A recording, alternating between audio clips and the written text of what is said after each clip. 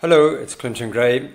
Today we're going to have a look at 3 apps, and just to run through them very briefly and to give my opinion on which one is a better option and why.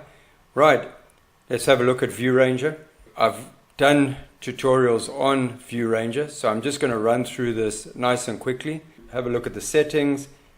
Okay, you've got nice and easy, you've got access to everything there. We go out of here. We can go into searching for places, people and coordinates. Here is where you can find your tracks, your routes.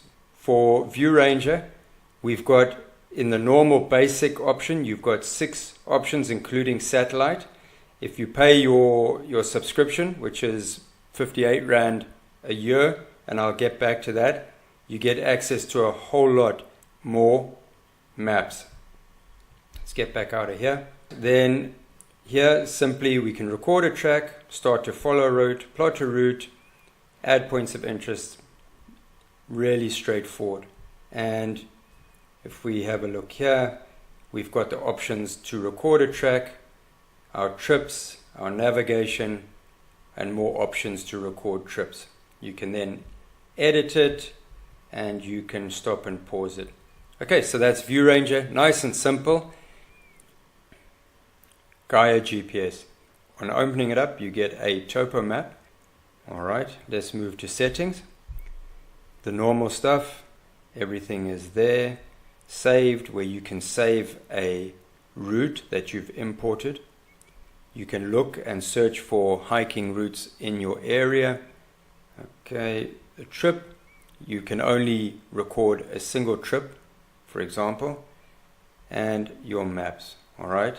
In your maps, you got a little icon with a plus sign in it, and you can record a track, create a route, download a map, and import files. Okay, along with Viewranger, you can import GPX files, which I think is the most important part of these. However, my little grumble with Gaia GPS is that you only get the Gaia topo maps as an option in the free version. You don't have the facility for satellites or anything else. So that is a little bit of a grumble. The basic package is 249 Rand 99 a year. The premium package 430 Rand a year, as opposed to Viewranger's 58 Rand a year.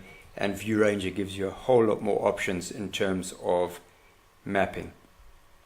Alright, so that's basically the rundown on Gaia GPS. One thing, again, like Viewranger, creating a route inside or on your Android is not easy. I would far rather create a GPX on your laptop or computer and then import it into these apps.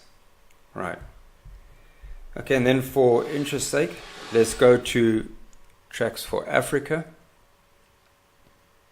Out of the 3, Tracks4Africa is the most expensive. It's in the 850 Rand mark. It's not cheap. You're getting one single map option. Let's just have a look at this. Go to settings. You can run through the configuration, go through all your necessary preferences, and you can choose from either on-road or off-road. You can go to the little magnifying glass. You get the option to go 2D or 3D.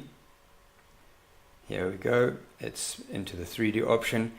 And then you can create a new route, a multi-point route, and that's it. Personally, it really isn't a great Android app. It hasn't moved with the times.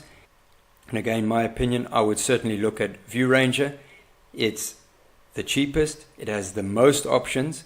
Gaia is also an option, but it's getting expensive, and I wouldn't waste your time looking at Tracks4Africa in the Android version. But they do have better the paper maps, and their GPS option is far better. Hope you've enjoyed this look at the 3, and please, if you found it useful, consider subscribing. Any comments, I'd appreciate that, because it helps me improve my tutorials, or at least my comparisons. And we will see you in the next one.